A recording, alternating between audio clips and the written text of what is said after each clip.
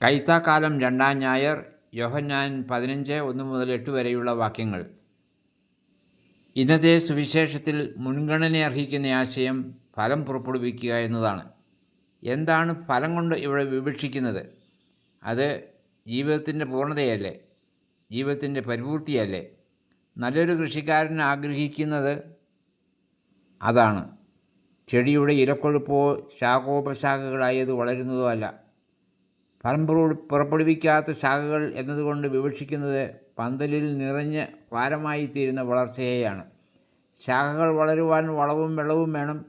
ഫലത്തിന് കിട്ടുവാനുള്ളത് ഈ ശാഖകൾ സ്വന്തമാക്കും. അവയാകട്ടെ ഫലം പുറപ്പെടുവിക്കുവാൻ തയ്യാറുമല്ല. ഫലം പുറപ്പെടുവിക്കാത്ത വളർച്ചയെ വെട്ടി ഒതുക്കേണ്ടതാണെന്ന് കൃഷിക്കാരനറിയാം. അതാണ് ഇവിടെ നടക്കുന്നത്. അങ്ങനെയുള്ള ശാഖകൾ ആ കർഷകൻ വെട്ടിക്കളയുന്നു. എന്നാൽ പ്രതീക്ഷ നൽകുന്ന ശാഖകളെ അവ ഫലം ഉൽപ്പാദിപ്പിക്കുവാനുള്ള പ്രചോദനമായി വെട്ടി ഒരുക്കുന്നു. മുന്തിരിച്ചെടിയെ സംരക്ഷിച്ച് ഫലോൽപാദനത്തിനായി അതിനെ ഒരുക്കുന്നത് എങ്ങനെയാണെന്ന് ആ കൃഷിയെക്കുറിച്ച് പഠിച്ചവർക്കേ മനസ്സിലാവുകയുള്ളൂ.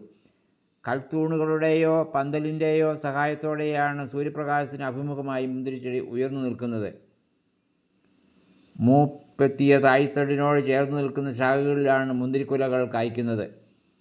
ചേർന്ന് നിൽക്കുക എന്ന വാക്ക് ഞാൻ ഉപയോഗിച്ചത് കർത്താവീശോ പറഞ്ഞതിൻ്റെ വിശദീകരണമായിട്ടാണ്. പരസ്പരം ഉള്ളിൽ വസിക്കുക എന്നതാണ് അവിടുന്ന് പറയുന്നത്.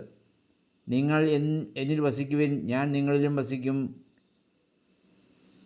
കർത്താവിൻ്റെ വാക്കുകളാണിവ.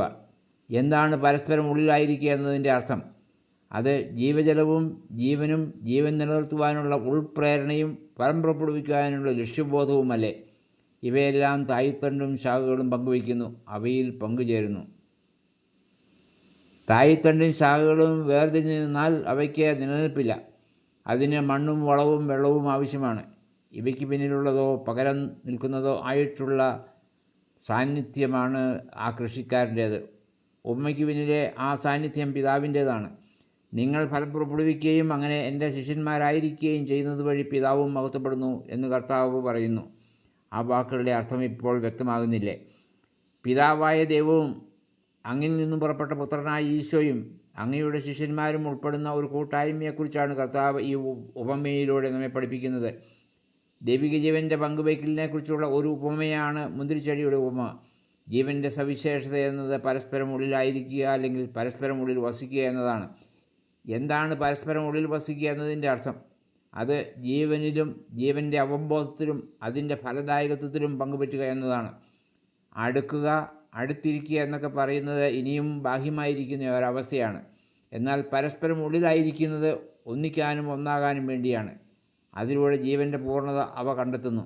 അതിൻ്റെ ആവിഷ്കാരമാണ് കർത്താവ് ഇവിടെ ഉപമയിലൂടെ വിവക്ഷിക്കുന്നത്. എന്താണ് ജീവൻ്റെ ഫലം? അത് ചുറ്റുമുള്ളവർക്ക് ലഭിക്കുന്ന ഒരു സമ്മാനമോ ദാനമോ ആണ്. പ്രകൃതി എല്ലാ ജീവജാലങ്ങൾക്കുമായി അതിലെ ഫലങ്ങൾ പങ്കുവയ്ക്കുന്നു. അതുവഴി എല്ലാറ്റിനെയും തീറ്റിപ്പോറ്റുന്നു. അങ്ങനെ എല്ലാ ജീവജാലങ്ങളും ഫലദായകമാവുകയും പരസ്പരം പൂരകമാവുകയും ചെയ്യുന്നു. ഇവിടെ കൃഷിക്കാരൻ്റെ സ്ഥാനത്ത്, അതുപോലെ പിതാവായ ദൈവത്തിൻ്റെ സ്ഥാനത്ത് പ്രകൃതി മാതാവ് കടന്നു വരികയാണ്. ഈ പാരിസ്ഥിതിക പശ്ചാത്തലവും environmental and background or ecological perspective ഈ ഉപമയെ മനസ്സിലാക്കുവാൻ അനിവാര്യമാണ്. കർത്താവിൻ്റെ എല്ലാ പഠനത്തിനു പിന്നിലും ഈ പശ്ചാത്തലമുണ്ട്. അവിടുന്ന് വയലുകളെക്കുറിച്ചും വിളകളെക്കുറിച്ചും കളകളെക്കുറിച്ചും കർഷകനെക്കുറിച്ചും ആകാശത്തിലെ പക്ഷികളെക്കുറിച്ചും അതുപോലെ മണ്ണിലെ ജീവജാലങ്ങളെക്കുറിച്ചും അതിൻ്റെ ഫലദായകത്വത്തിലെ ഏറ്റക്കുറച്ചിലുകളെക്കുറിച്ചും, അതായത് 100 മേനി 60 മേനി 30 മേനി ഒക്കെ പറയുമ്പോൾ ഈ പശ്ചാത്തലവും അവിടുത്തെ മനോഭാവവും വെളിവാകുന്നുണ്ട്.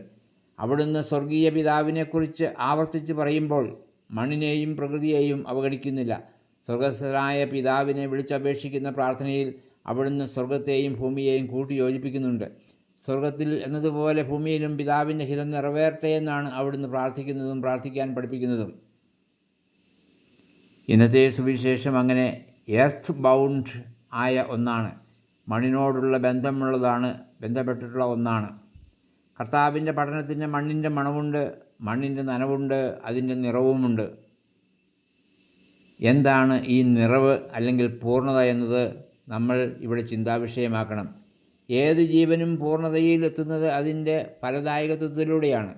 ഫലങ്ങൾ പുറപ്പെടുവിക്കുന്നതിലൂടെയാണ് ഒരു ചെടി അതിൻ്റെ അവസാന വാക്ക്, അതിന് അവസാനമായി പറയാനുള്ളതെല്ലാം പറഞ്ഞു തീർക്കുന്നതും.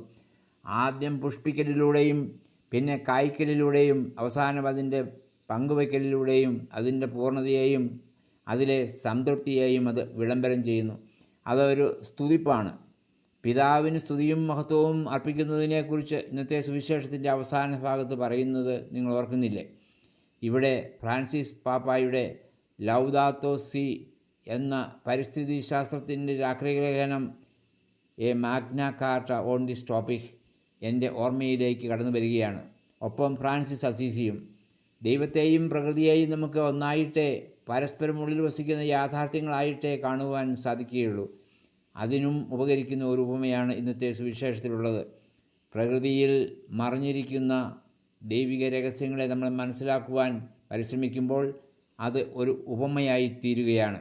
ഈ ഉൾക്കാഴ്ചയിലേക്കും ഇന്നത്തെ സുവിശേഷം നമ്മെ നയിക്കുന്നു. അവസാനമായി വെട്ടിമുറിക്കലിനെയും വെട്ടിമാറ്റലിനെയും കുറിച്ചുള്ള ചിന്തകൾക്കും ഇവിടെ പ്രസക്തിയുണ്ട്. ഈ പ്രതീകങ്ങൾക്കും ആശയങ്ങൾക്കും പിന്നിൽ മരണവും പിന്നീട് ഉയർപ്പിലൂടെയുള്ള പുതുജീവനും മറഞ്ഞിരിക്കുന്നു. ശാഖകൾ വെട്ടിമുറിക്കുമ്പോൾ വേദനയുണ്ട്, വേർപാടുണ്ട്, സ്വന്തം കാഴ്ചപ്പാടുകളുടെ നിർബന്ധിതമായ ഒഴിവാക്കലുമുണ്ട്. അത് ആകമാനമുള്ള ലക്ഷ്യത്തിന് ഉപകരിക്കാത്തത് കൊണ്ടാണ്. ഇവിടെ മുന്തിരിയുടെ ശാഖകൾ നിലനിൽക്കേണ്ടത് തായ്തണ്ടിലാണ്. മുന്തിരിച്ചെടിയാകട്ടെ വേരുകൾ പാകി നിലയുറപ്പിക്കേണ്ടത് മണ്ണിലാണ്. കർഷകൻ്റെ പരിപാലനയുമാണ് ആ ചെടിയുടെ നിലനിൽപ്പിനെയും വളർച്ചയെയും സഹായിക്കുന്നത്.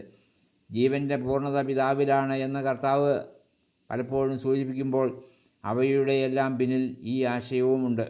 ജീവനും മരണവും പുനരുത്ഥാനവും ദൈവപരിപാലനയുടെ കരങ്ങളിലാണ് എന്ന ആശയവും ഇവിടെ വ്യക്തമാകുന്നു. ജീവൻ എന്നത് പങ്കുവയ്ക്കുവാനും കൈമാറുവാനും ഉള്ളതാണ്. പാകമായ പഴങ്ങളും ഫലങ്ങളും പുതുജീവൻ്റെ മാധ്യമങ്ങളാണ്. അതുപോലെ വളർച്ചയെത്തിയ തണ്ടുകളും ഫലങ്ങൾ പോലെയാണ്. അങ്ങനെയുള്ള ശാഖകളാണ് പുതിയ മുന്തിരിച്ചെടികൾ ഉൽപ്പാദിപ്പിക്കുന്നതിനായി കർഷകൻ പാകി വളർത്തുന്നത്. വെട്ടിമുറിക്കൽ എന്ന പ്രക്രിയയിൽ അതും ഉൾപ്പെടുന്നു. അങ്ങനെ ഈ ധ്യാനാത്മക ചിന്തകളുടെയെല്ലാം ഉറവിടമായി മുന്തിരിച്ചെടിയുടെ ഉപമയെ നമുക്ക് ഉൾക്കൊള്ളുവാനും മനസ്സിലാക്കുവാനും സാധിക്കും. കർഷകനും മണ്ണിനും പ്രകൃതിയിലെ വിളകൾക്കും അവ നൽകുന്ന സമൃദ്ധിക്കും ഇന്നത്തെ സുവിശേഷത്തിൽ വചനത്തിൻ്റെ സ്ഥാനം ലഭിക്കുകയാണ്.